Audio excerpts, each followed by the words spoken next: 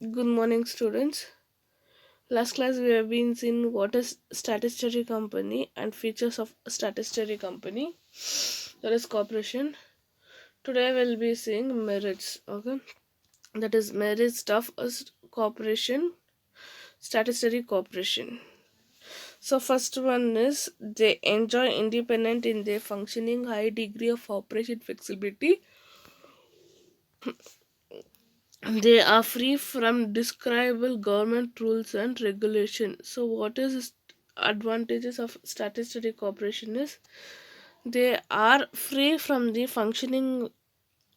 Okay, they have the independent functioning. Okay, if they want to change anything they can change, if they want to extend the work they can extend. Okay, like other companies, even these statutory corporations enjoy the independent functions of the operation and high degree of flexibility.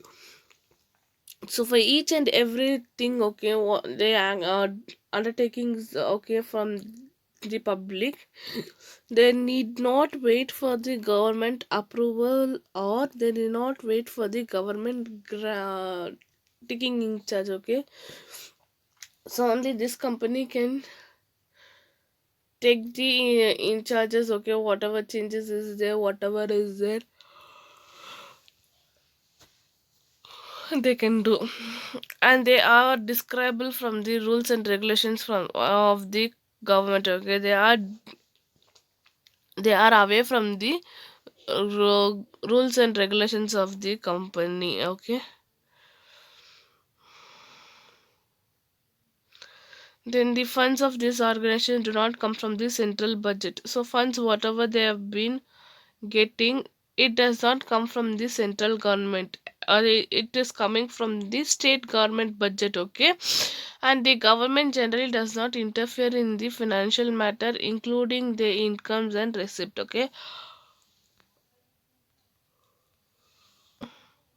so the fund which has been raised for the statutory corporation does not come from the central government or for any other head of the government. Okay, either it comes from the state government, or they themselves only manage the funds in the corporation, uh, in the statutory corporation. For that reason there is no interference of the government in any matter. Okay, in anything of the company's work, there is no government interference. Okay, they are not included in the financial matter or included in the incomes and receipts. So whatever the financial matter is there, whether they need to increase the funds or decrease the funds, okay, or any income and receipt, all those things will not be there in your financial, in your statutory corporation. And next one, they are autonomous organization. They frame their own policy and procedures within the power assigned to them by the act. Okay, so this is an automatic organization. The rules and regulation are being formed by the corporation, this one statutory corporation with the special act. Okay, or the law, special law is there, no, according to them they do the organization.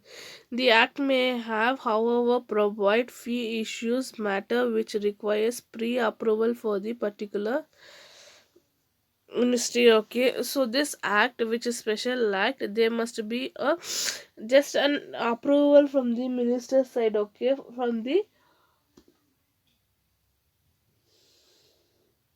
minister side there should be an approval. So this is an automatic organization which has their own policy and regulations.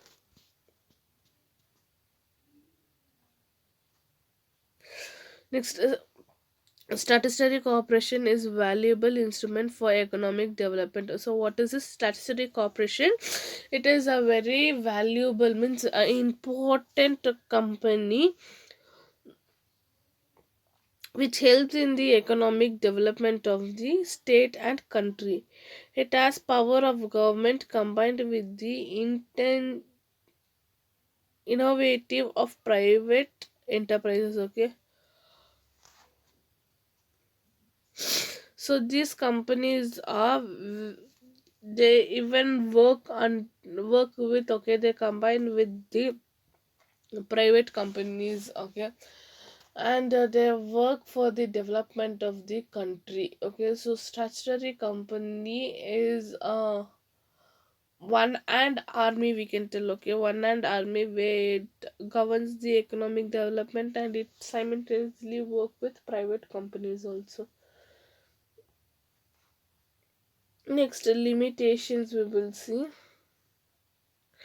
Yeah, limitations of statutory cooperation. In reality, a statutory cooperation does not enjoy a much flexibility stated above.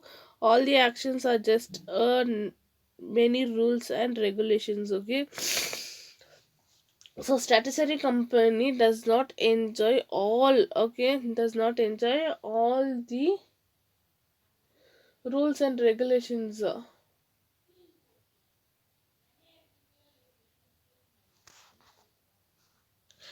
So statutory company, if they need any operation, okay, flexible in the operation, only they need to take the decision. There is no any involvement of the government or any other parties being involved in the flexibility of work. So they are not enjoyable for the work which have been extended by themselves, and there are subjected to many rules and regulations. So these companies have been framed their own rules and regulations. Then there are a lot of rules and regulations from the statutory corporations. Government and political influence are always been there in the major decisions are where huge funds are involved. Okay, so when the statutory corporations need a fund, okay, of huge, then they go and approval for they go and ask approval from the government. That time concerned ministers, okay, politicals will be having high level of influence for all the major decisions whatever will have been taken from the corporation, statutory corporations. Okay, so whatever, if the fund is being borrowed from the government, okay, under any minister, whatever the minister tells, okay, we have to do, just do. So there are a lot of political influence when the fund is highly involved by the government. Next, there is dealing with public rapid corruption existence. Okay, in the statutory corporation, if we need to do any work for the public or any work should be done, okay, there must be a corruption. Okay, corruption plays a major important role everywhere. So corruptions will be done all over the cooperative statutory corporations.